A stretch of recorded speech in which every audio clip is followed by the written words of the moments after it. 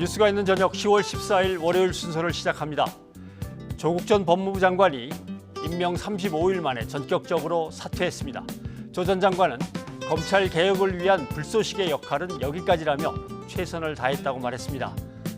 문재인 대통령은 국민 사이에 갈등을 낳아 송구스럽다며 조 전 장관이 검찰 개혁에 큰 발걸음을 뗐다고 평가하고 중단 없는 개혁의 의지를 강조했습니다. 뉴스가 있는 저녁 여러분의 의견 기다립니다. 샵 0945 유료 문자나 유튜브 팟빵 게시판을 통해서 의견 주시기 바랍니다. 먼저 조국 전 법무부 장관의 사퇴 입장을 들어보겠습니다. 조성호 기자가 보도합니다. 조국 장관이 굳은 표정으로 법무부 청사를 나섭니다. 지난달 9일 취임해 35일 만에 사의를 밝힌 조 장관은 송구하고 감사하다는 말을 남겼습니다. 국민 여러분께 죄송하고 송구하고 감사하고 고맙습니다. 저는 이제 한 명의 시민으로 돌아갑니다. 조 장관은 오후 1시 반쯤 A4 용지 4쪽 분량의 입장문을 배포해 장관직을 내려놓겠다는 뜻을 밝혔습니다. 검찰 개혁은 학자와 지식인으로서 필생의 사명이었다며 문재인 정부의 첫 민정수석 그리고 법무장관으로서 지난 2년 반 동안 최선을 다했다고 돌아봤습니다. 자신은 검찰 개혁을 위한 불쏘시개에 불과하고 그 역할은 여기까지라고 말했습니다. 가족에 대한 검찰 수사로 송구했지만 소임은 다하겠다는 각오로 하루하루를 감당했다고 돌아봤습니다. 취임 이후 한 달 넘게 밀어붙인 검찰 개혁에 대해서는 거스를 수 없는 도도한 역사적 과제가 됐다며 어느 정권도 못한 일이라고 평가했습니다. 온갖 저항에도 검찰 개혁이 여기까지 온 것은 모두 국민 덕분이라며 자신을 내려놓고 문재인 대통령에게 힘을 모아달라고 당부했습니다. 법무부 혁신과 검찰 개혁의 과제는 저보다 훌륭한 후임자가 맡으실 겁니다. 더 중요하게는 국민들이 마지막 마무리를 해주실 거라고 믿습니다. 조 장관의 사의 표명은 오전에 검찰 개혁 방안을 발표할 때에도 법무부 간부들조차 예상하지 못했을 정도로 전격적으로 발표됐습니다. 발표 직후 집무실에서 간부들과 소회를 나눈 조 장관은 퇴임식도 없이 직원들의 환송을 받으며 한 달여에 걸친 장관 업무를 마무리했습니다. YTN 조성호입니다. 조국 전 법무부 장관은 대통령과 정부에 더는 부담을 줘선 안 된다고 생각했다며 사퇴 이유를 설명했습니다. 또 가족이 만신창이가 된 상태라며 검찰 수사 역시 사퇴 원인 중 하나임을 비교적 직접적으로 언급했습니다. 강기영 기자가 보도합니다. 조국 전 법무부 장관은 검찰 개혁을 위한 불쏘시개라는 표현으로 자신의 소임은 끝났다고 설명했습니다. 검찰 개혁 논의가 궤도에 올랐고 거스를 수 없는 역사적 과제가 된 만큼 이제 자신의 역할을 다했다고 밝혔습니다. 실제로 지난달 중순부터 열린 대규모 촛불 집회를 계기로 검찰 개혁을 요구하는 여론이 강력하게 결집했습니다. 유례없는 여론의 압박 속에 검찰도 자체 개혁 방안을 속속 내놨고 청와대, 여당과의 공감 아래 구체적인 개혁 방안과 시간표도 마련됐습니다. 취임 초부터 강조한 속도감 있는 검찰 개혁의 골격은 어느 정도 완성된 셈입니다. 검찰 개혁의 도약대가 되겠습니다. 이번만큼은 저를 딛고 검찰 개혁이 확실히 성공할 수 있도록 국민들께서 끝까지 지켜봐 주시길 바랍니다. 이런 상황에서 자신이 더 버틸 경우 오히려 국정 운영에 부담이 될 수 있다고 판단했습니다. 조 전 장관은 더는 가족 일로 대통령에게 부담을 줘선 안 된다고 판단했고 자신이 물러나야 검찰 개혁의 완수가 가능한 시간이 왔다고 밝혔습니다.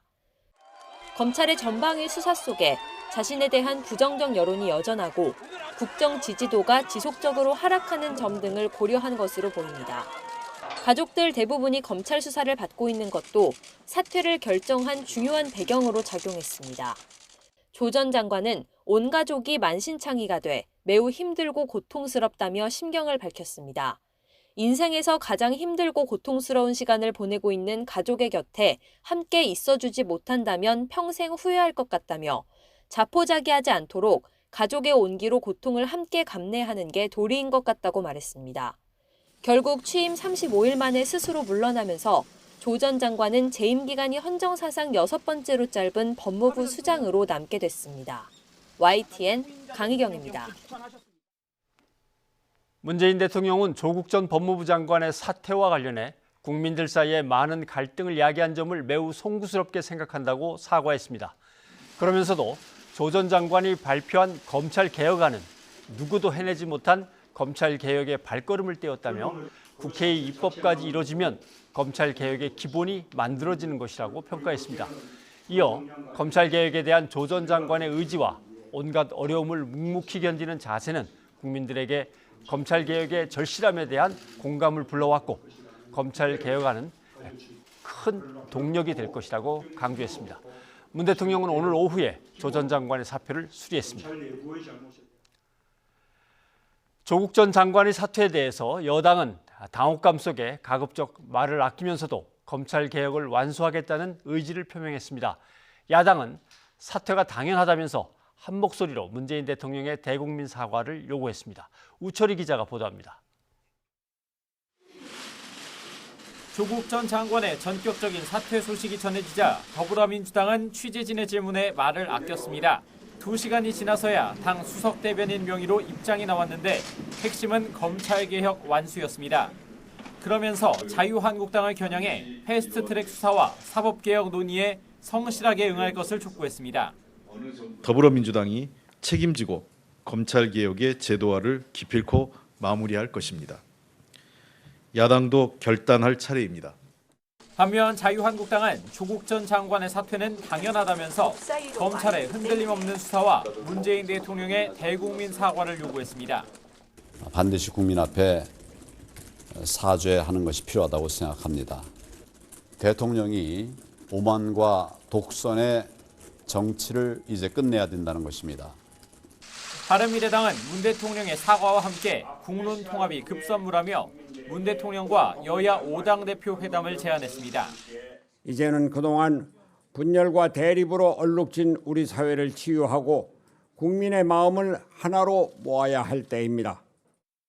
이른바 데스노트에 조국 전 장관을 넣지 않았던 정의당은 장관으로서 최선을 다했다며 고심을 존중한다고 밝혔고 민주평화당과 가칭 대한신당은 민심에 따른 결정이라는 입장을 내놨습니다. YTN 우철입니다. 검찰은 오늘 오전 조국 전 법무부 장관의 부인 정경심 교수를 이틀 만에 다시 불러 조사했는데요. 조 전 장관의 사퇴 소식이 전해진 뒤 조사를 중단하고 돌려보냈습니다. 검찰은 한두 차례 더 정 교수를 조사하고 이르면 이번 주 구속영장을 청구하는 방안을 검토하고 있습니다. 전준형 기자입니다. 검찰은 아침 9시 반쯤 조국 전 법무부 장관 부인 정경심 교수를 다시 비공개 소환했습니다. 지난 12일 17시간 조사가 진행된 뒤 이틀 만입니다. 하지만 조 전 장관의 전격 사퇴 소식이 전해지면서 검찰 조사는 5시간여 만에 중단됐습니다. 검찰은 정 교수가 조사 중단을 요청해 조서 열람 없이 집으로 돌려보내고 추후 다시 출석하라고 통보했다고 밝혔습니다. 검찰은 정 교수가 사모펀드 운영에 관여했다는 의혹과 함께 아직 확보하지 못한 노트북 행방을 확인하는 데 주력해왔습니다. 다만 정 교수의 건강 문제 등으로 조사는 더디게 진행돼 온 것으로 전해졌습니다. 이런 가운데 검찰이 이미 기소한 정 교수의 사문서 위조 혐의 관련 재판이 오는 18일 시작됩니다. 25일에는 사모펀드 의혹 핵심 인물인 조 전 장관의 오촌 조카 조범동 씨의 첫 공판 준비기일이 열리는 등 관계자 재판도 줄줄이 예정돼 있습니다. 재판이 시작되면 피고인의 방어권 보장을 위해 수사 기록을 공개해야 하는 만큼 검찰은 한두 차례 더 정 교수를 불러 조사한 뒤 구속영장을 청구하는 방안을 검토하고 있습니다. 조 전 장관이 민간인 신분으로 돌아간 만큼 현직 법무부 장관에 대한 검찰 수사에 부담을 덜었다는 평가도 나옵니다. 하지만 정 교수 등 가족에 대한 영장이 기각될 경우 무리한 수사라는 비난 여론이 커질 수 있어 검찰의 고민이 클 것으로 보입니다. 검찰은 수사가 장기화할수록 부담도 커지는 만큼 가능한 이달 내 수사를 마무리하기 위해 남은 수사에 속도를 낼 방침입니다. YTN 전준영입니다. 조국 전 장관은 사퇴 발표에 앞서 두 번째 검찰 개혁안을 내놓았습니다. 검찰 특별수사부의 명칭을 46년 만에 반부패 수사부로 바꾸고 서울중앙지검과 대구, 광주지검 3곳에만 남긴다는 내용인데요. 박기환 기자가 정리해드립니다. 대기업 총수의 횡령 사건부터 대법원장 사법농단 의혹까지 주요 대형 사건 수사의 대명사인 검찰특별수사부가 지난 1973년 만들어진 지 46년 만에 폐지됩니다. 대신 명칭을 반부패 수사부로 바꿔 서울중앙지검과 대구, 광주지검 등 3곳에만 남게 됩니다. 반부패부가 맡을 업무는 공무원 직무 관련 범죄나 중요 기업 범죄 수사 등으로 명시하기로 했습니다. 법무부는 이 같은 내용의 2차 검찰개혁안을 발표했습니다. 법무부는 검찰 조사 시간을 조서 열람과 휴식을 포함해 12시간을 넘기지 않고 밤 9시부터 새벽 6시 이전 심야 조사도 제한하기로 했습니다. 또 피의사실 공표 금지와 관련해 공개 소환 전면 폐지와 전문 공보관 제도 도입 등 이달 안에 구체적인 방안을 확정할 예정이라고 밝혔습니다.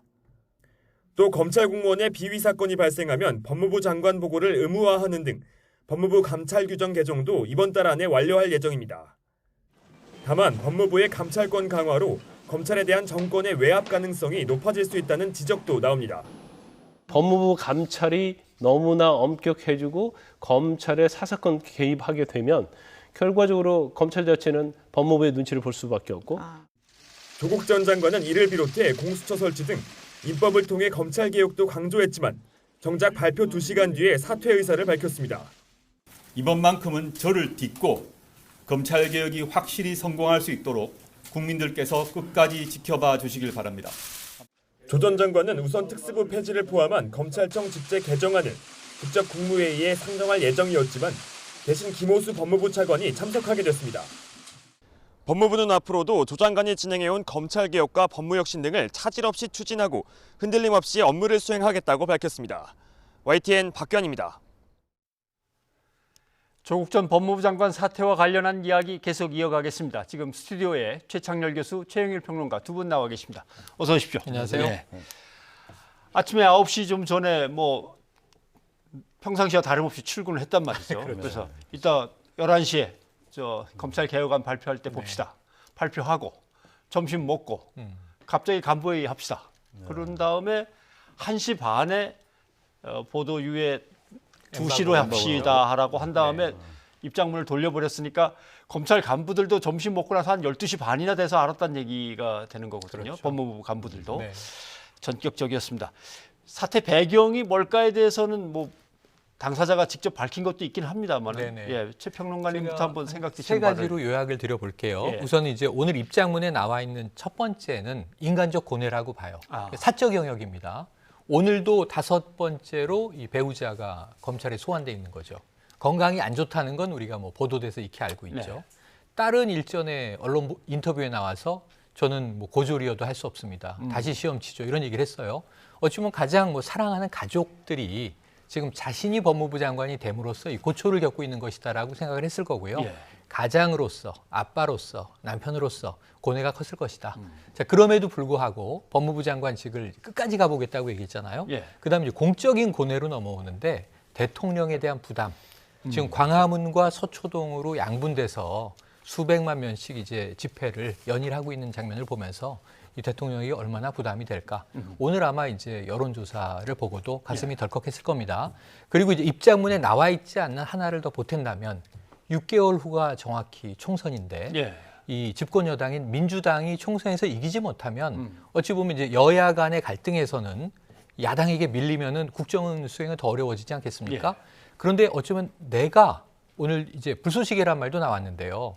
나쁜 작용으로의 불쏘시개. 그럴 수도. 야당 예. 승리를 돕는 이제 뭔가 촉매제가 된다면 얼마나 큰 죄를 정권에 지게 될까 하는 이제 고뇌가 있었을 거예요. 공직자로서의. 그래서 저는 당에 대한 또 대통령에 대한 그리고 가족에 대한 이 세 가지 고뇌는 아주 큰 스트레스로 작용했을 것이고 예. 오늘 이제 법무부의 이제 개혁안 발표에 뒤이어서 실행의 문제는 숙제로 남겠습니다만 그 누가 와도 내가 할 수 있는 한의 틀을 잡았으니까 하리라 믿고 자신의 이제 자연인의 영역으로 돌아간 것 아닌가 싶습니다.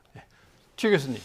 다 맞는 말씀해 주셨는데 일단 감당이 어려웠을 거예요. 예. 지금 이제 8월 9일 날 내정됐었잖아요. 장관 후보자로. 네. 그리고 9월 9일 날 임명이 됐고 임명이 그리고 오늘이 이제 10월 14일이니까 내정 때부터 하면 벌써 석 달째 아니겠어요. 그리고 여론이 워낙 극명하게 갈렸잖아요. 서초동 촛불 집회는 검찰개혁과 조국 수호를 계속 피켓으로 외쳤고 또 광화문 집회에서는 조국 퇴진을 외치는 이런 상황이었단 말이죠. 그리고 이게 하나의 민심으로서 광장의 민주주의라기보다는 워낙 갈리기 때문에 광장 민주주의라고 하면은 뭔가 어떤 서로 토론이 있지만 사회적인 합의가 좀 집약되어 나가는 과정 이렇게 돼야지 이게 의미가 있는 건데 이건 그렇지 않고 뭐 도저히 제가 보기에는 접점을 찾을 수 없는 상황이었고요.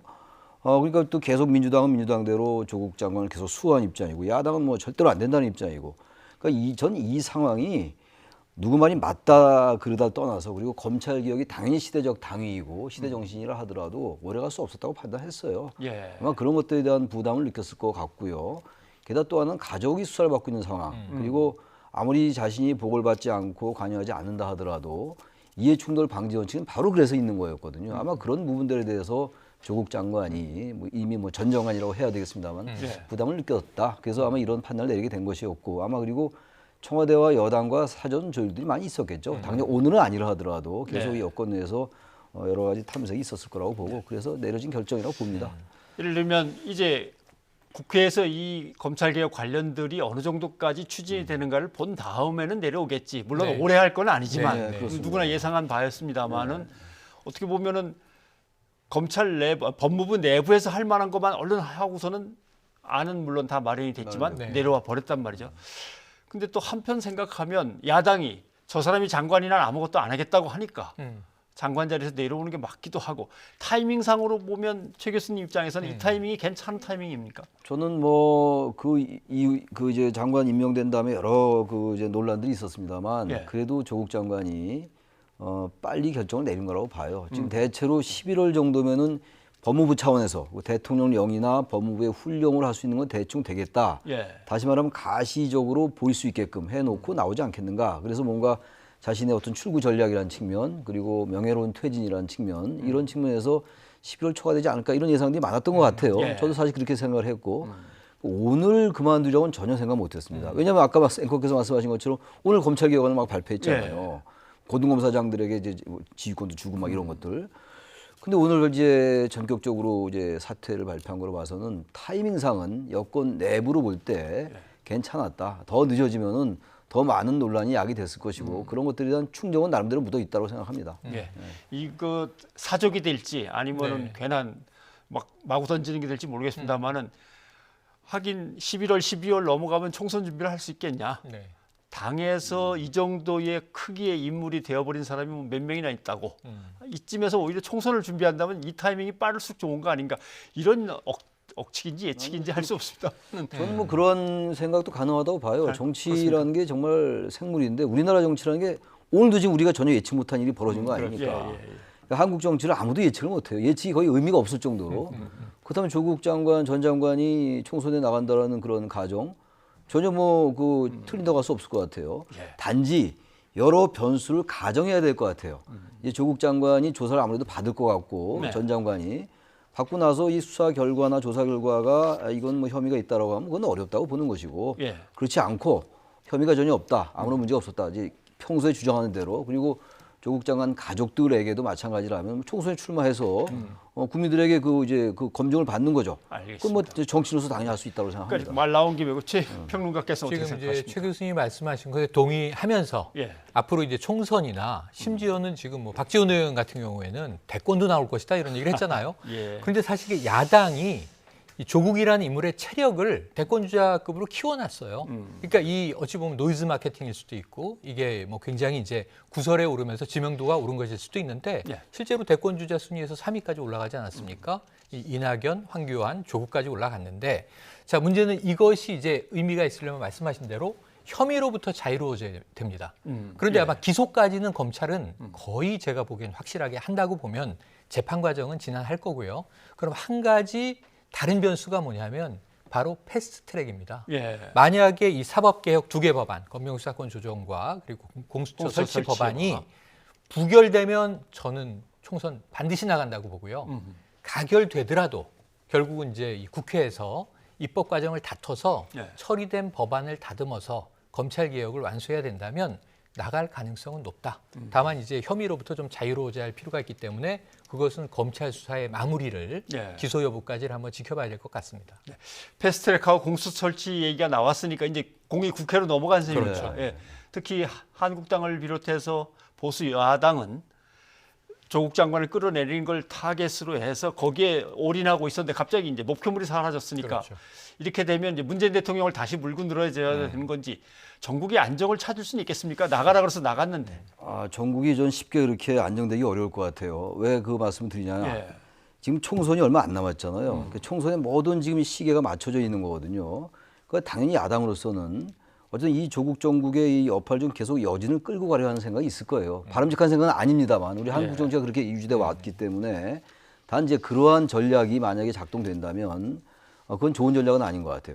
지금까지 여러 가지 논란이나 이런 것들 중에서 사실 한국당은 배제돼 있었던 거예요. 논점은 여권에서 있었던 문제였고 왜냐하면 조국 후보자라는 분을 내정을 여권에서 했기 때문에 한국당은 거기서 비판적인 거였기 때문에 그러나 이제는 한국당도 똑같이 이제 링 위에 올라온 거예요. 조국이라는 그 이른바 타겟이 사라졌기 때문에 이 패스트트랙에 대해서도 이제 책임 있는 자세를 보여야죠. 지난 4월 달에는 그 패스트트랙에 참여하지 않았었지 않습니까? 한국당이. 이제는 거기에 대해서 이제 답변할 때가 됐어요. 어쨌든 간에 이게 정치공학이 됐건 무엇이 됐건 프레임 설정이 됐건 검찰개혁이라는 어떤 시대적 당위에 대해서는 국민들이 인정했다라는 게 우리들의 공통된 인식이라면 적어도 이 패스트트랙의 그 공수처 설치 문제라든지 검경 수사권 조정 이 문제에 대해서는 입장을 분명히 밝혀야 돼요. 현재 지금 공수처 설치를 반대하고 있잖아요, 한국당은. 그럼 여기에 대해서 토론하는 거예요. 그래서 국민들이 볼 때 공수처 설치가 맞는 건지 틀리는 건지 이제는 국회에서 의회에서 정말 얘기할 때가 된 거죠. 그러니까 이런 의회로 돌아오면서 계속 이제 정치 공세적 차원에서만 할 건 아니다. 물론 이제 정당 차원에서 공방이 있겠죠. 책임론도 있고 뭐 얘기가 되겠습니다만 그러나 이것이 굉장히 오래 계속된다면 지금 의회 정치가 다시 틀 안으로 완전히 돌아오기에는 전 좀 시간이 걸리지 않을까. 시간이 걸린다. 하긴 황교안 대표는 벌써 공수처 설치는 나중에 합시다. 로 얘기가 나와버렸고 장외에서 뭔가 조금 더 끌고 가고 싶은 생각도 있는 것 같고요. 그런데 이게 문제가 복잡합니다. 사실 지금 의회 내 문제를 최 교수님이 정리해 주셨으니까 전 의회 내는 연말까지 정신이 없을 것 같아요. 왜냐하면 내년도 예산국 해가지고 12월 또 싸웁니다. 12월 1일 법정기한 준수하니 못하니 예산 삭감하니 많이 민생 조금 얘기하는 듯 할 거지만 패스트트랙이 이 사법개혁 2개 법안이 처리되는 전제가 민주당 128석으로는 가결이 불가하잖아요. 그러니까 정의당 끌어들이고 대한정치연대, 그다음에 이제 민주평화당 4석, 여기에 더해서 바른미래당의 일부까지 149석을 만들어야 되니까 이 합산을 위한 그럼 결속의 동력은 뭐냐면 선거제 개편안이지 않습니까? 그럼 선거제 개편안과 이 3개 법안은 지금 묶여 있는데 동시 처리되지 않고 2개만, 1개만 띄어서 처리하기가 어렵단 말입니다. 그럼 이제 국회에서 한국당은 더 결사반대할 거고요. 패스트트랙에 올릴 때도 국회법 위반 문제가 터져서 지금 이 소환되니 안 되니 하고 있는데 이번에는 본회의 상정을 앞두고 더 격돌할 겁니다. 그럼 국회 안은 시끄럽고 민생 실종이다 아니다 할 때 광장 민심이 어떻게 되는지를 보시면요. 조국 사수, 조국 사퇴는 싸울 의미가 없어졌어요. 조국이 무대에서 퇴장했지 않습니까? 그럼 남은 것은 검찰 개혁만 있는데 여론조사를 보시면 조국에 대한 반대 여론이 다소 높았어요. 많이 높을 때도 있고 팽팽할 때도 있었지만 하지만 검찰 개혁의 목소리는 또 높아요. 그러니까 조국과 검찰 개혁이 반비례하는 아젠다가 아니었다는 겁니다. 그럼 이제 조국이라는 인물이 사라짐으로써 검찰 개혁으로 더 쏠리고 아마 윤석열 검찰총장에 대한 여론은 더 시끄러워질 겁니다. 오늘 또 명예훼손 관련 수사가 착수됐다는 보도가 있지 않습니까? 그럼 윤 총장으로 다 쏠린 부분이 윤 총장이 과연 이 수사는 이 조국 장관 가족에 대한 전 장관 가족에 대한 수사는 합리적이었던 것이냐 아니면 찍어내기식 이 정치 수사였던 것이냐 여기에 대한 논란이 더 커질 수 있거든요. 왜냐하면 재판은 계속 갈 테니까요. 여기에 대해서는 저는 이 국민들의 검찰에 대한 눈은 훨씬 더 뾰족해질 것이다. 그리고 정치권은 여기에 또 이 민심을 이제 잘 받들어서 부응하지 않을 수 없는데 한국당이 이미 검찰 개혁은 천천히 합시다라고 한다면 이 부메랑은 오히려 지금까지 공격수였던 보수 야당으로 다시 돌아갈 수가 있다. 그래서 민심을 지금 잘 읽어야 할 텐데 총선까지 이제 조국은 퇴장했지만 검찰 개혁 이슈는 사라지지 않을 것 같습니다. 주말에 촛불 집회가 다시 열리는 그 무렵부터 11월에 조국, 윤석열 동시 사퇴 뭐 이제 이런 얘기들이 자꾸 나돌았단 말이죠. 그래서 아마 어제도 사람들은 이걸 가지고 서로 설왕설래 했었는데 윤 총장은 이제 검찰 개혁은 교수님이나 최 평론가님 말씀하신 대로 불가역적인 상황으로 갔습니다. 되돌이킬 수는 없고 뭔가 확실한 모습을 보여야 될 수밖에 없고 그다음에 제대로 수사를 안 한 패스트트랙에서의 야당의 이런저런 혐의와 물론 여당도 거기 껴 있습니다만은 국회에서 벌어진 잘못된 것들에 대한 수사들 또는 야당 쪽에서 벌어진 다른 뭐 비리 의혹들 뭔가 확실하게 보여줄 상황이 돼버렸단 말이죠. 전 이제는요 정치가 이제 정상으로 돌아와야 돼요. 제 개인적인 생각은 2달 동안 아주 비정상적이었어요. 예. 민주당 의원들이 2달 전만 해도 윤석열 검찰총장 인사청문회 때 많이 화면에 나오는 거 아닙니까? 듣기 민망할 정도로 칭송을 했어요. 근데 그분들이 2달 이후가 돼가지고 전 윤석열 총장은 그 자리에 그대로 있다고 저보는데 물론 수사에 대해서는 과잉수사라는 일부 비판이 내려오지는 않을 거다.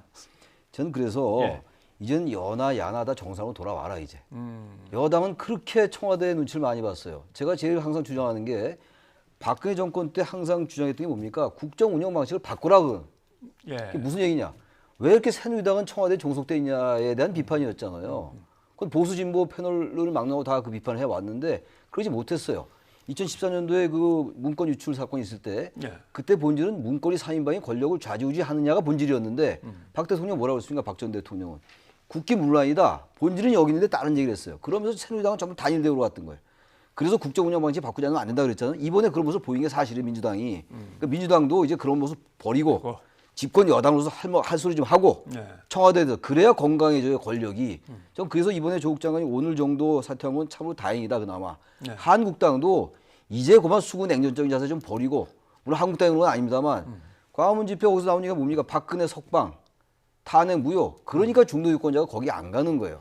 그러니까 한국당도 이제 정상으로 좀 돌아오고 민주당도 그만 청와대 눈치 보고 돌아와라. 그 말씀 제가 꼭 드리고 싶습니다. 근데 검찰 개혁을 같이 해 나가자고 쌍끌이를 하던 이제 법무부 장관이 나갔으면 총장은 같이 나가는 게 아니라 오히려 짐을 책임지고 끝까지 다 해야 돼라고 넘겨받는 거죠. 넘겨받는 건데 저는 이제 교수님하고 약간 시각이 다른 게 저는 이거 과잉 수사고 표적 수사였다라고 보는 입장이에요. 왜냐하면 타이밍이 너무 절묘해요. 대대적인 압수수색이라든가 대통령인 인사권자가 지명한 후보에 대한 인사청문회가 있던 날 배우자를 소환 없이 기소한 건 매우 이례적인 일입니다. 그리고 이제 자택을 11시간 수사한 것도요. 또 뭐 통화에 대한 공방은 뭐 외압이냐 아니냐 있었습니다만 이제 의미가 없어졌고. 그래서 저는 윤석열 총장은 조국 장관 후보자에 대한 이 임명권자인 대통령에 대한 반기를 강하게 수사로 들었다. 그럼 이 귀결도 우리가 지켜봐야 되겠지만 만약에 윤 총장이 해야 할 일을 했다고 전제한다면 이 교수님의 입장에 제가 동의한다면 한 가지 큰 문제가 떠오른 거예요. 뭐냐면 고위 공직자의 공정성, 법적 이 어떤 고결함, 그리고 윤리성 나가서는 여기에 대해서까지 아주 가장 강력한 기준이 조국 룰이라고 하는 기준이 등장해 버렸어요. 그럼 차기 법무장관 후보가 지금 뭐 이제 여러 명이 거론됩니다만 또 후보에 지명이 되면 검찰은 똑같이 털 겁니까? 혹은 또 법무부 장관만 그렇게 이제 깨끗해야 됩니까? 다른 20부처에 가까운 장관들은 뭐 아무 문제가 없어도 됩니까? 또 국회의원 어떻습니까? 그래서 저는 조국 장관, 전 장관이 아주 중요한 대목을 얘기했는데 기자간담회 때 흑수저 청년들에게 미안함을 표명했어요. 내가 그렇게 민주투사 같은 이야기를 했지만 나 자신에 대해서는 아니랬다. 이건 사과한다. 셀럽으로서, 기득권으로서 한 거에 대해서 사과했고요. 오늘도 그 사죄의 마음이 담겨 있습니다. 일관적으로. 그렇다면 적어도 조국 기준이 여야, 뭐 진보 보수가 아니고 모든 국민을 섬기는 공직자에게는 적어도 공정하게 적용돼야 한다. 그렇다면 앞으로의 공직자는 깨끗해야 되는데 자, 지금 한국당이 무슨 얘기를 했냐면요. 자, 고등학생으로 제1저자에 오른 거는 조국 딸밖에 없을 걸 이런 얘기를 했는데 지금 나경원 원내대표 아들도 제1저자. 포스터가 논문이냐 아니냐 논란이 있습니다만 그럼 여기에 대해서 검찰은 어떻게 할 겁니까? 이런 기준들을 저는 전수조사해야 되는 정도의 지경이 아니냐. 조국만 찍어내고 수사가 유야무야 된다면 이건 정말 찍어내기 정치수사였다라고 보여지는 겁니다. 프리 말씀 이상하게 하시는 것 같은데 지금 이제 와서 무슨 자택 11시간 압수 이거는 여러 가지 해명이 있었기 때문에 그렇게 일방적으로 얘기하면 안 될 것 같고 여기서 새삼스럽게 조국 장관 나갔는데 이렇게 자꾸 편향적으로 오면 안 될 것 같아요. 이거는 저는 그건 동의하지 않고 그래서 제가 뭐 윤석열 총장이 100%다 공정하다고 얘기하는 거 아니에요. 그러나 이 프레임은 그런 건 아니었다고 보기 때문에 지금 그거는 때늦은 논란이라고 보고 중요한 거는 윤석열 총장도 검찰개혁에 동의했었어요. 아니 인사청문회 때도 얘기를 했고 문재인 대통령과 윤석열 총장은 찰떡구가 아니었습니까? 근데 언제부턴가 윤석열이는 완전히 법무부와 각을 세우고 청와대와 각을 세운 인물을 전락했어요. 전락 가로 열고 캐치하고 가로 닫고. 이런 구도 이제 그만해라 이런 얘기예요. 윤석열 총장도 이제 검찰 개혁을 몇 개 발표했잖아요. 예. 윤석열 총장과 이 여권은 같은 여권이에요. 어떻게 보면은 검찰이 아무리 정치적 중립이지만 여권에서 임명한 거 아닙니까? 그러니까 이제 그 논란에서 그만 좀 자유로워져야죠. 언제까지 조국 편, 윤석열 편으로 갈라지는 면이 분명히 있었단 말이죠. 그런 얘기는 제가 볼 때 좀 바람직하지 않은 것 같고, 저는 어쨌든 윤석열 총장이 임기가 2년이잖아요. 검찰총장으로서 대통령께서 지시하셨잖아요. 검찰총장에게 지시합니다라고. 그러니까 윤석열 총장도 여러 책임을 느끼고 검찰 개혁 반드시 완수해야죠. 그야말로 의심사지 않게. 네, 알겠습니다. 그렇게 생각합니다. 근데 최 평론가께 하나 네네. 여쭙고 싶은 게 좀 불안한 건 민주당입니다. 이제는 민주당은 공을 받아가지고 네. 완수를 시켜놔야지 안 그랬다가 내년 총선 때 그럼요. 도대체 뭐 한 거야라고 여당으로서의 어떤 책임을 다 못한 문책을 받게 되는 것 같은데. 그래서 국회 시간으로 넘어갔는데 민주당의 제1과제는 지금 이제 정부 여당은 좀 복잡합니다. 아까 말씀드린 내년도 슈퍼 정부 예산안 513조 원에 대한 것도 처리해야 되고 또 야당과 협치도 해야 되고요. 그런데 패스트트랙을 처리하지 못하면 정말 이 조국 장관의 어찌 보면 이제 여권에서는 희생이라고 본다면 아무 의미가 가치가 없는 게 돼버리거든요. 그래서 오늘 대통령도 조국 장관의 뭐 묵묵히 견뎌온 정말 하루하루가 가시밭길이었을 텐데 나름 치사를 했습니다. 이걸 이제 당이 받아서 국회에서 처리를 해줘야 되는 것이고 한국당은 이미 패스트트랙 3개 법안에 대해서 반대 입장이 명확하지 않습니까? 그래서 저도 아까 교수님 말씀에 100% 공감이에요. 100% 공감인데 다만 조국을 편드는 것이 아니라 이 자녀 이제 이 파장들이 이어질 텐데 조국이란 인물이 퇴장했는데 편드는 게 아니라 조국만 이어서는 안 된다는 거죠. 검찰의 입장에서는. 조국 같이 조국만 조국이 나갔으니까 끝이 아니라 모두 조국같이 엄정한 수사를 해야 되는 것이 검찰이 앞으로 입증해 줘야 되는 이번 수사도 정치 수사가 아니라 엄정한 수사였다고 하는 정당성을 부여받을 수 있는 길이다. 명심해야 될 것 같고요. 지금 현안이 많이 터져 있기 때문에 국민들이 지켜보고 있거든요. 저는 한국당이 빨리 패스트트랙 검찰 소환에 응해야 된다.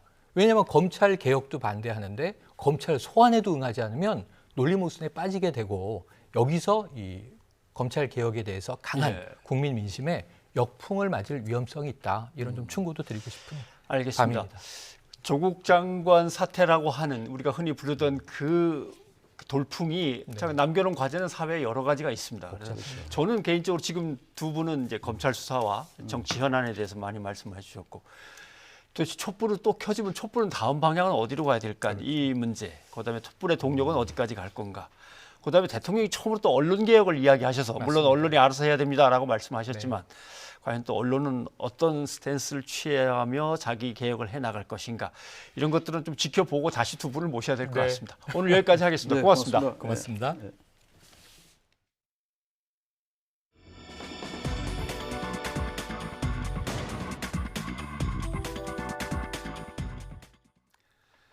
브리핑 있는 저녁 시간입니다. 이현아 기자와 함께 사건 사고 소식을 살펴보겠습니다. 어서 오십시오. 안녕하십니까? 오늘 첫 소식은 뭡니까? 네, 전 남편 살해하고 시신을 유기한 혐의로 재판에 넘겨진 고유정의 5차 공판 소식입니다. 5차 공판. 네. 고유정 측은 정형외과 의사를 그리고 검찰 측은 법의학 교수를 오늘 증인으로 내세웠습니다. 의사, 법의학자가 나온 걸로 봐서는 아무래도 손에 난 상처에 대한 해석 뭐 이런 거겠군요. 맞습니다. 뭐 의미 있는 진술이 나왔습니까? 검찰 측 증인으로요. 이 출석한 제주대 의학전문대학원 법의학 교수는 고유정의 상처가 방어의 흔적이 아닌 공격의 흔적일 가능성이 크다 이렇게 말을 했습니다. 이는 이제 고유정 측의 주장과 정반대되는 증언을 한 겁니다. 이 강 교수는 증거보전 신청에 대한 감정서를 작성한 바 있습니다. 오늘 강 교수의 그 증언은요. 오른손에 평행으로 생긴 3개 상처는 동일한 힘과 방향으로 찌르지 않으면 생길 수 없는 상처다. 그리고 이어서요. 가해자가 극도로 흥분한 상태에 수차례 찌르는 과정에서 자신이 손 바깥쪽에 평행하게 상처가 형성될 수 있다. 이렇게 말을 했고요. 또 방어 흔적이라면 공격을 피하기 위해서 쉼표나 곡선 형태로 보이는 그런 흔적들이 있어야 되는데 고유정의 몸에는 그런 흔적이 없다. 이렇게 말을 했습니다. 네. 그래서 이걸 뭐 실제로 뭐 흉기를 갖고서 설명을 서로 이제 주거니 받거니 해야 될지 모르겠습니다만 아마도 방어의 흔적이라면 이렇게 막 될 거라는 건데 공격의 흔적이니까 이렇게 잡고 해서 여기에 이렇게 상처가 나게 맞습니다. 됐다. 네. 아마 그런 뜻인 것 같습니다. 고유정 측의 입장은 어떻게 됩니까? 일단 고 씨 측 변호인은요, 방금 말씀드린 이 법의학 교수가 감정한 고유정의 이 상처 사진은 상처가 발생하고 12일이 지난 이 시점에서 했기 때문에 예. 감정의 신뢰성에 의문을 제기했고요. 또 법의학 교수의 감정이 고 씨가 전 남편에게 성폭행당하는 입장이고 또 다른 방에 어린 자녀가 있었다는 그런 상황적인 그 특징을 전혀 고려하지 않았다라고 주장을 했습니다. 하지만 고유정 측 증인으로 출석한 정형외과 의사는요, 고 씨의 오른손 상처를 치료는 했지만 예. 사실 이 쟁점 중 하나인 방어 흔적인지 공격 흔적인지는 뚜렷하게 설명하지 못했습니다. 재판부는 오늘까지 증거 조사를 마무리하고요. 다음 달 4일 열리는 6차 공판부터는 고유정에 대한 피고인 신문과 그리고 피해자 유족 진술 등을 진행할 예정입니다. 네. 손에 난 상처가 뭐냐? 폭행을 당하면서 막리라고 생겼다. 아니다. 다른 관점에서 보면은 공격을 하느라고 생겼다. 네. 이 문제였군요. 그렇습니다. 하하, 참 끔찍한 소식이긴 한데. 자, 다음 소식은 뭡니까? 네, 다음 소식은요. 경남 창원에서 8살 남자아이를 차로 친 다음에 그대로 해외에 도주했던 카자흐스탄인 20살 A씨가 오늘 국내로 송환된 소식입니다. 네. 이는 도주 27일 만입니다. 네, 그러니까 뺑소니 사고를 내서 아이를 다치게 하고 자기는 그 자리에서 바로 네. 우즈베키스탄을 통해서 카자흐스탄으로 도망갔다가 맞습니다. 다시 이제 인터폴에 의해서 수배가 되고 한국으로 이제 잡혀온 거거든요. 네. 예. 이 진행이 어떻게 된 건지 좀 설명을 해주시죠. 네, 일단 먼저 지난달 21일에요. 우리 경찰이 A씨에 대한 인터폴 적색 수배서를 발부받고 카자흐스탄 인터폴을 통해서 소재를 추적해 왔습니다. 이후에 경찰은 카자흐스탄 당국에 범죄인 인도를 그리고 법무부는 긴급 인도 구속을 요청을 했고요. 또 외교 채널을 통해서 자진 귀국을 계속 설득을 해왔습니다. 아무래도 이런 상황에서 압박을 느낀 A씨가 이 자국 경찰에 범죄 사실을 털어놓게 된 겁니다. 현재 A씨는요, 담당 경찰서인 경남 진해경찰서로 신병이 인계됐고 도주 경위나 음주 등 추가 혐의점에 대한 조사를 받고 있습니다. 예, 경찰은 인터폴을 통해서 빨리 찾아서 수배해달라. 법무부는 아예 잡아서 네. 인도해달라는 구속영장을 부탁을 하고 이렇게 네. 된 거군요. 그런데 도망쳐버린 사람이 수배가 된다고 해서 돌아올 리는 없고 아마 자기 누나하고도 관련이 좀 있는 모양입니다. 맞습니다. A씨의 친누나가 한국에 있었는데요. 동생의 도주를 도운 인물입니다. 예. 그래서 불법 체류와 그리고 범인 은닉 등의 혐의를 받아서 현재 한국에 수감 중인 상황인데요. 이 사건 수사 경찰이 친누나가 강제 출국 전 이제 출입국 당국의 보호 조치를 받는 중인데 이러한 사실이 사실 A씨 송환 결정에 또 영향을 미쳤다 이렇게 설명을 하기도 했습니다. 둘 다 불법 체류자입니까? 그렇습니다. 예. 아무튼 외국인들이 범죄를 저지르고 바로 공항을 통해서 빠져나간다거나 이런 문제는 뭔가 막아야겠다라는 것 때문에 이번에 이 사건으로 해서 조치 같은 게 취해졌죠? 네, 사실 그동안 이 불법 체류 외국인들이 출국 당일에 공항에서 신고만 하면 곧바로 출국을 할 수 있었습니다. 예. 이것은 왜 그랬냐면은 불법 체류 외국인들이 자발적인 귀환을 유도하기 위한 이른바 이제 잦은 신고제라는 정책 때문이었는데요. 예. 하지만 이번 사건처럼 국내에서 범죄를 저지른 후에 외국인들의 도피 수단으로 악용된다 이런 지적도 끊이질 않았습니다. 이 때문에 법무부가요 이 제도를 오는 21일부터 폐지를 하고요. 예. 그리고 사전 신고제를 시행하게 됩니다. 이렇게 되면 가장 크게 달라지는 게 이제 출국 최소 3일 전에는 심사를 거쳐야 하고요. 범죄 수배 여부 등을 이제 최종 확인을 받은 뒤에야 출국을 할 수 있게 됩니다. 한국에 머물 수 있는 기간을 이미 넘겨가지고 그냥 불법적으로 체류하게 돼버렸는데 언제 나가겠습니다라고 미리 신고하고 나가라. 맞습니다. 이렇게 되는군요. 알겠습니다. 이현아 기자 수고하셨습니다. 감사합니다. 드디어 내일 우리 축구 대표팀이 평양 원정 경기를 치릅니다. 남자 축구로는 1990년 이후 29년 만인데요.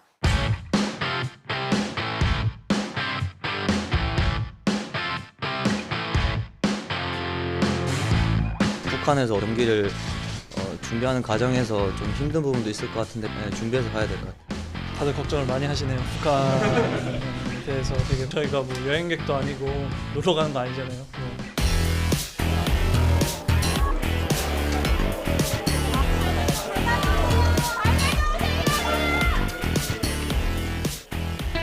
그래서 소통이 있는 저녁에서 준비했습니다. 그 누구보다 우리 대표팀의 평양 원정을 응원하는 분이 있다고 해서 찾아왔는데요. 그 주인공은 바로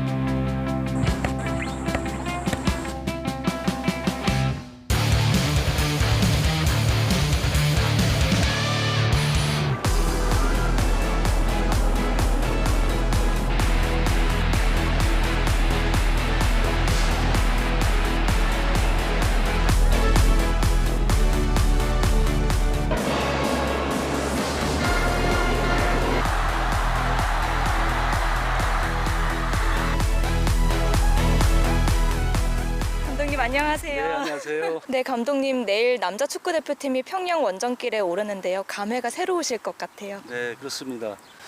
예, 제가 선수 시절에 1990년도에 북한을 갔다 왔었고 또 제가 이제 감독으로서 2017년도에도 한번 갔다 왔지만은 늘 항상 그 북한이라는 데는 그 선수들도 그렇고 환경도 그렇고 낯선 곳이기 때문에 심히 걱정되는 부분도 있지만은 그래도 또 우리 선수들이 좋은 경험을 갖고 있기 때문에 우리 선수들이 아마 좋은 경기 해줄 거라고 저는 생각하고 있습니다. 29년 전 선수로서 평양에 가셨을 때를 좀 추억해 보면요. 당시에 뭐 기억나는 에피소드가 있으세요? 그때 당시에는 그 우리 한국과 북한 간의 어떤 관계는 상당히 저는 좋았던 걸로 기억을 하고 있어요. 그래서 같이 그 관계자들 선수들과 같이 어깨동무하고 우리에서 오는 통일 또 고향의 봄 이런 노래를 같이 했던 그런 그 기억이 있습니다. 2년 전에 감독으로서 평양에 가셨을 때요. 당시 북한 그 시민들의 반응은 어떻던가요? 네, 그때 김일성 경기장에 한 5만 관중이 꽉 찼었죠. 태극기가 개양되고 또 애국가가 김일성 경기장에서 퍼지는 그런 모습은 아마 북한 그 주민들도 처음 아마 봤을 거라고 생각하고 있습니다. 굉장히 그 조직적이었었어요. 조직적이고 일사불란하고 그 많은 그 관중들이 어떤 그 구호가 있었는지 좀 뭐 사실 기억은 잘 나지 않지만은 그 우리 여자 선수들은 굉장히 경험이 많지 않았었고 또 많은 관중들 앞에서 경기를 해보지 않았었기 때문에 굉장히 심적으로 부담감을 좀 많이 갖고 압박감을 많이 가졌었던 그런 그 경기였었다고 저는 생각하고 있습니다.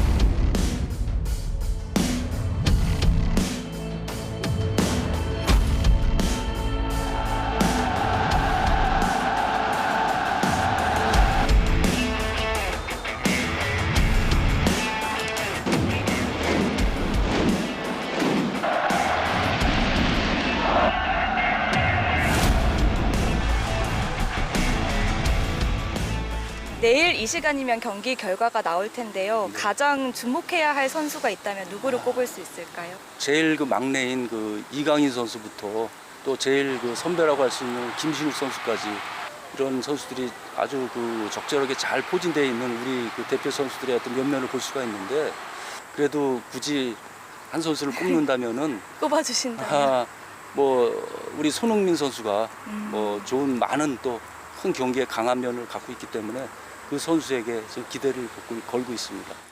몇 대 몇으로 예상하세요? 한 2대 0 정도는 우리가 이길 수 있을 거다. 2대 0이요? 네, 그렇게 좀 개인적으로 생각하고 있습니다. 네, 감독님의 응원이 선수들에게 잘 전달됐으면 좋겠습니다. 우리 축구대표팀 화이팅! 네, 윤석열 감독 여자 축구 대표팀 감독일 때는 뉴스로 자주 네, 등단을 하셨는데 그렇죠. 그때의 인상하고 비교하면 상당히 좀 편해지셨는데요. 역시 대표팀 감독이 스트레스가 좀 많은 것 같네요. 네, 제가 실제로도 만나뵈니까 참 인자하셨는데요. 또 후배들을 향한 애정이 흘러 넘치셨고요. 또 이번 경기에 대해서 기대도 크셨는데 이 경기 생중계가 무산돼서 많이 아쉽다고 하셨습니다. 네, 뭐 치킨 준비해가지고 한번 하려고 했는데 중계도 안 되고 응원도 못 가고. 네. 근데 이제 이럴 때일수록 뭐 우리가 더 응원을 해야겠죠. 그렇죠? 그렇습니다. 맞습니다. 피파 규정에 따라서 내일 경기 시작 전에 태극기 개양과 애국가 연주는 정상적으로 이루어진다고 하는데요. 네. 생중계가 무산돼서 우리 모두가 그 장면을 볼 수는 없겠지만 그래도 우리 선수들에게 응원의 마음을 보냅니다. 네. 내일 북한과 월드컵 2차 예선전을 치르는 우리 축구 대표팀 오늘 오후 결전지인 평양에 입성을 했습니다. 윤 감독은 2대 0을 예상했는데 뭐 저도 2대 0 좋습니다. 북한한테 하나가 그래도 줄까요? 뭐 이건 고민 좀 해보겠습니다. 예. 네, 그래도 우리가 한 수 위로 평가받고 있지만 안심할 수는 없습니다. 이탈리아 유벤투스에서 뛰는 한광성이 경계 대상 1호로 꼽히는데요. 이 내용은 최두희 기자가 보도합니다. 레바논과의 홈 1차전에서 2대 0 완승을 한 북한. 스리랑카마저 제압해 2연승을 내달리며 우리와 승점은 같지만 골득실에서 밀린 조 2위입니다. 탄탄한 수비 후에 한광성과 정일관을 활용한 역습이 위력적이라는 평가입니다. 북한이 두꺼운 수비벽을 세우며 수비에 치중한 뒤 발빠른 공격 자원들을 적극적으로 활용할 것으로 보이는 만큼 우리가 이른 시간 선제골을 넣는 게 급선무입니다. Que usa frequentemente o contra-ataque essencialmente com os seus dois jogadores da frente. e obviamente tentaremos contrariar essas virtudes do adversário. 경계 대상 1호는 인민 호날두라고도 불리는 한광성. 이탈리아 세리에 A 유벤투스 23세 이하 팀에서 뛰고 있는 북한 축구의 기대주로 강한 힘과 스피드가 장점입니다. 한광선 선수가 좀 눈에 띄었던 것 같아요, 개인적으로. 빠르고 드리블 또한 좀 탁월한 면이 있고 그렇기 때문에 그 선수를 개인적으로는 잘 준비해서 막아야 될 것 같아요. 북한과의 역대 전적에선 우리가 7승 8무 1패로 압도적인 우위지만 최근 북한이 14년간 홈경기 무패 행진이라는 건 신경 쓰이는 대목입니다. 우리 대표팀은 또 원정 응원단 한 명 없이 홈관중의 일방적인 응원을 등에 업은 북한과 낯선 인조잔디 위에서 경기를 해야 하는 상황. 입국과정과 훈련장 배정 등에서 홈 텃세도 우려되고 있습니다. 북한 현지에서 29년 만에 어렵사리 성사된 남북전이지만 북한 측의 비협조로 국내 팬들은 TV 생중계로 이 경기를 지켜볼 수 없게 됐습니다. YTN 최두입니다. 네, 앞에서 전해드린 대로 내일 평양에서 열리는 남북 축구 대표전은 텔레비전 생중계로 보지 못하게 됐습니다. 통일부가 경기 상황 전파를 위해서 여러모로 애쓰고 있다고 하는데요. 예. 네, 맞습니다. 평양에 상황실을 만든다는데요. 통일부 당국자는 평양에 상황실을 마련해 경기 진행 상황과 선수단 구성 등을 알릴 계획이라고 밝혔습니다. 이어 국제전화나 휴대전화 등 보장되는 통신수단에 따라 정보 전달 속도가 달라진다며 가능한 빨리 또 많은 정보가 전달될 수 있도록 고민하고 있다고 전했습니다. 그런데 오늘 안타까운 소식이 하나 전해졌죠? 예. 네, 가수 겸 배우 설리 씨가 자택에서 숨진 채 발견된 일인데요. 경찰은 오늘 오후 3시 20분쯤 경기 성남시 자택에서 설리 씨가 숨졌다는 신고를 접수했다고 밝혔습니다. 네. 경찰은 현재까지 다른 범죄 혐의점은 발견되지 않았으며 설리 씨가 극단적인 선택을 했을 가능성이 큰 것으로 보고 있습니다. 네, 설리 씨는 지난 2005년 아역 배우로 데뷔했고요. 지난 2009년에는 그룹 FX의 멤버로 활동하며 큰 인기를 얻었습니다. 그러다 지난 2014년 악성 댓글로 고통을 호소하며 연예 활동을 잠정 중단하기도 했지만요. 최근 다시 케이블 TV에서 MC를 맡는 등 활발한 활동을 하고 있어서 안타까움을 더하고 있습니다.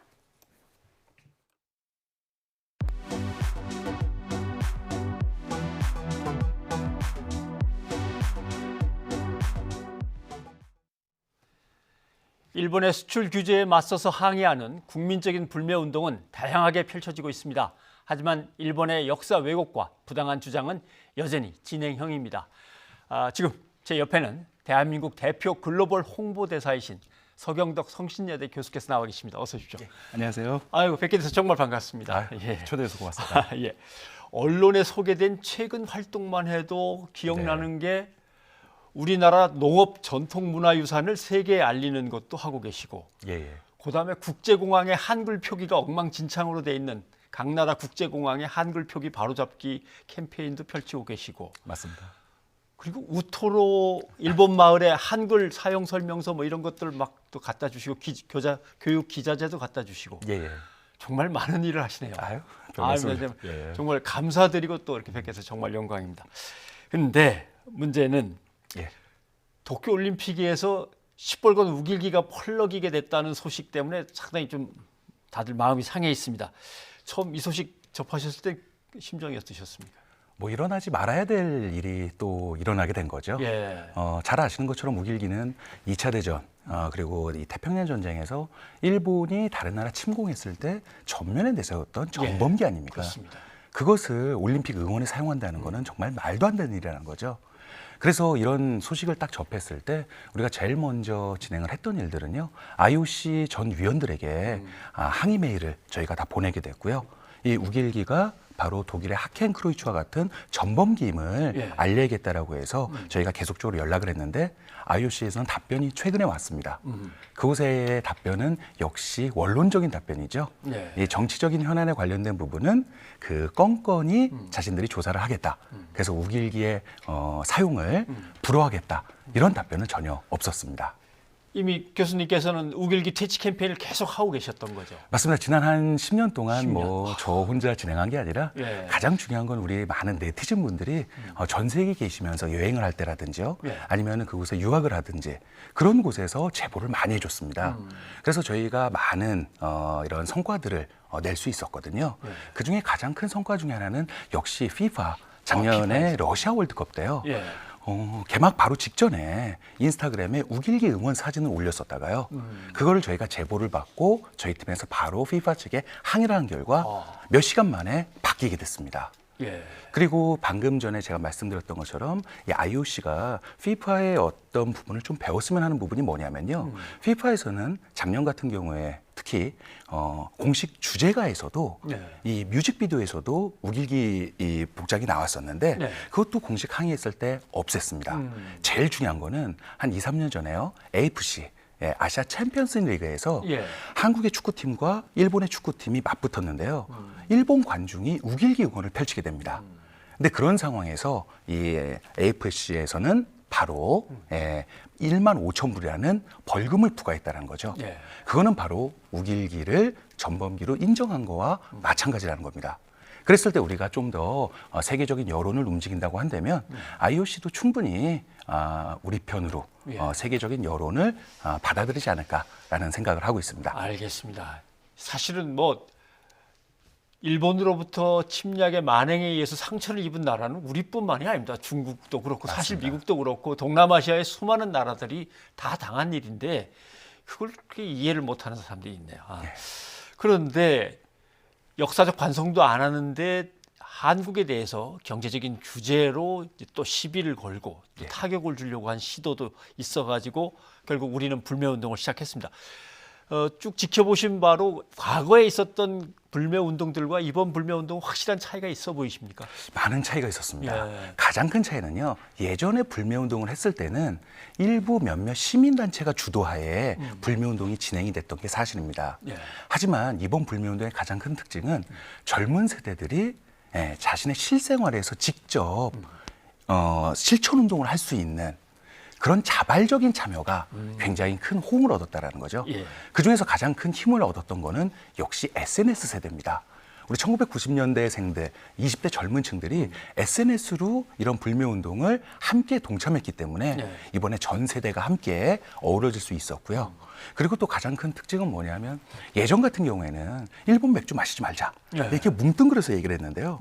굉장히 유머와 해악이 곁들여지면서 재미있게 했다는 거죠. 뭐 실예로 한 가지 말씀드리면 아예 일본 맥주 한 잔에 100만 원. 먹지 말라는 얘기잖아요. 그렇죠? 그렇게 굉장히 유머가 곁들여져 있는 그런 불매운동을 펼치다 보니까 굉장히 사람들이 재미있어하면서 동참을 하게 되고요. 가장 큰 특징 중에 하나는 예전에는 불매운동이 국내에서만 일어났다고 한다면 이제는 SNS를 통해서 전 세계에 있는 우리 재외동 부분들 그리고 유학생분들도 함께 동참했다는 게 가장 큰 차이점 중에 하나였습니다. 저도 쇼핑센터 가보면 이제 항상 유니클로를 찾아가서 그 앞에 서가지고 누가 들어가는지 좀 지켜보기도 하는데 정말 없긴 없더라고요. 근데 최근에 조금 불매운동이 좀 식은 건 사실이지만 우리가 좀 더 열심히 한번 해봐야 되지 않을까라는 생각이 듭니다. 근데 망언들을 계속하니까 계속 그냥 속이 쓰립니다. 예를 들면 뭐 한글이 여러 개로 나눠져 있었는데 지들이 다 통일을 시켜줘 갖고 지금의 한글이 됐다는 둥 이게 DHC에서 그런 거죠. 거기서 그러고 이런 거에 대해서 또 분노하시면서 더 강력하게 응징을 해야 된다고 얘기하셨는데 이런 기업들은 왜 그러는 겁니까? 일명 극우기업이라고 하죠. 극우기업. 극우기업은 뭐 인터넷 용어로 관종이라는 단어를 쓰죠. 관심 중자 약자다라고 얘기를 하는데요. 실례로 저희가 일본 출장을 예전에 굉장히 많이 다녔었습니다. 왜냐하면 이런 일본의 역사 왜곡을 바로잡기 위해서 현장에서 직접 얻는 자료들도 많았고요.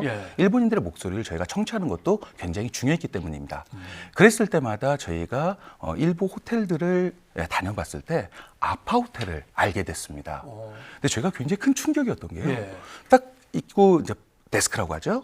프론트에 딱 갔을 때 오늘 책들을 이렇게 팔고 있는데 알고 봤더니 그 책들이 우익 서적이었어요. 근데 거기서 판매하는 것뿐만이 아니라 객실에 들어갔을 때 객실에도 다 비치를 해놨습니다. 일본군 위안부 문제를 부정하고 있고, 그리고 난징 대학살도 부정하고 있는 아파호텔의 회장이었죠. 예, 그분이 직접적으로 쓴 책들을 판매하고 비치해서 객실 손님들이 읽기를 원한다는 거였죠. 근데 서점에 가끔 들어가 보면 아예 혐한 서적 이렇게 모아서 이렇게 쭉 진열해 놓기도 하고 그러더라고요. 그래서 맞습니다. 그걸 참 뒤집어 엎자니 굽고 속만 끓이다 나온 적도 있는데 예.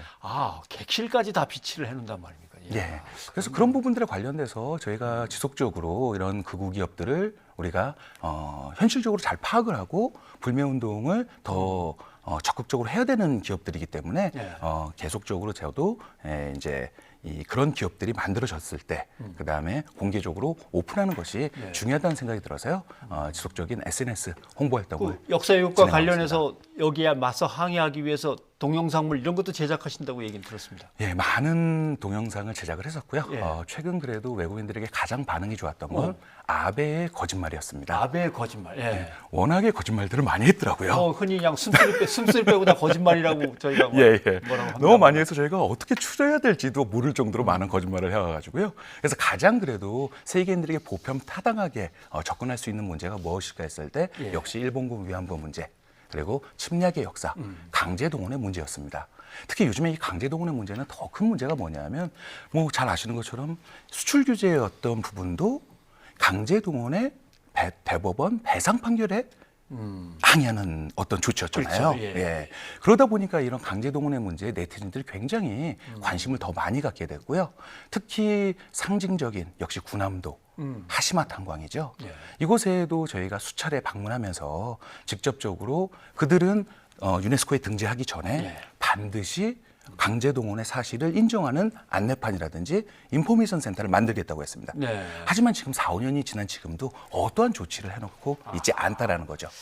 그런 부분들을 세계인들에게 널리 알릴 수 있는 계기를 이제는 유튜브 시대이기 때문에 영상을 통해서 전 세계인들의 손안으로 스마트폰으로 전송하고 있습니다. 교수님 뭐 동분서주하고 계시지만 국민들이 이러한 일본의 역사 왜곡을 바로잡고 일본의 잘못된 행동들을 고쳐 나가기 위한 어떤 할 수 있는 일들이 뭐가 있을까요? 이렇게 꾸준히 해나가야 될 일들. 예, 맞습니다. 뭐 가장 중요한 건 우리 스스로가 그들의 역사 왜곡에 대응하기 위해서 우리가 더 잘 알아야 된다는 거죠. 정확한 역사를 먼저 알고 이제는 민간 차원에서뿐만이 아니라 정부도 마찬가지고요. 그러면 이런 역사 왜곡을 세계인들에게 좀 정정당당히 제대로 알려서요. 세계적인 여론을 가지고 일본 정부를 압박해 나가는 전략이 저는 가장 세련된 방법이라는 생각이 들기 때문에 지속적인 캠페인을 펼쳐오게 됐습니다. 이제 어떤 활동 계획을 갖고 계신지도 궁금한데 워낙 많은 활동을 막 동시다발적으로 피우고 계셔서 또 어떤 아이디어나 어떤 독창적인 나름대로 방법들이 나올까 궁금해하기도 하고 그럽니다. 어떻게 보면 이런 도쿄올림픽에서 우길기를 사용한다 해서 많은 논란도 됐습니다. 그리고 반드시 사용하지 못하도록 사전에 막아야 됩니다. 하지만 그들이요. IOC의 어떤 의견을 듣지 않고 강행하게 된다면 오히려 이거는 또 하나의 기회가 될 수 있습니다. 왜냐하면 세계의 어떤 중계들이 다 전 세계에 다 퍼져나가는 그런 상황에서 이런 우길기가 바로 독일의 하켄크로이처 같은 전범기인을 세계인들에게 널리 알 수 있는 좋은 계기로 만들 수 있는 그런 전략들을 계속 한번 펼쳐나가 보도록 하겠습니다. 기대하겠습니다. 오늘 말씀 고맙습니다. 만나서 반갑습니다. 네, 오늘은 조국 전 법무부 장관 사퇴와 관련해서 많은 분들이 의견 보내주셨는데요. 소개를 좀 해주실까요? 2991님, 심란하지만 과거 김태정 법무부 장관 사퇴를 생각하면 크게 놀랄 일도 아닙니다. 검찰개혁이 순풍에 돋단 듯이 잘 되었으면 좋겠습니다. 의견 주셨네요. 네, 그리고 유튜브에서 포춘님은요. 이제부터 검찰이 조국 전 장관을 제대로 수사해야 합니다. 또 이런 의견도 주셨고 의혹이 있는 건 다 아무튼 밝혀라 이런 뜻인 것 같고요. 236님, 조국 전 법무부 장관 한 달간 수고 많으셨습니다. 검찰 개혁은 그래도 계속돼야 됩니다. 의견 주셨고. 네, 그리고 하나 더 소개해드릴까 하는데요. 9007님께서는요. 다음으로 검찰개혁 추진할 법무부 장관 누가 나서겠습니까? 먼지털이 수사 걱정입니다. 네, 이렇게 의견 주셨습니다. 네, 여러분의 의견 고맙습니다. 뉴스가 있는 저녁 이제 마무리할 시간입니다. 오늘 어떤 음악을 준비했죠? 네, 오늘 준비한 음악은 G.O.D의 길입니다. 네, 요즘 아침 저녁으로 쌀쌀해서 일교차가 큰데요. 도톰한 겉옷 잘 챙기시기 바랍니다. 네, 저희는 내일 저녁에 다시 찾아뵙겠습니다. 함께해 주신 여러분 고맙습니다.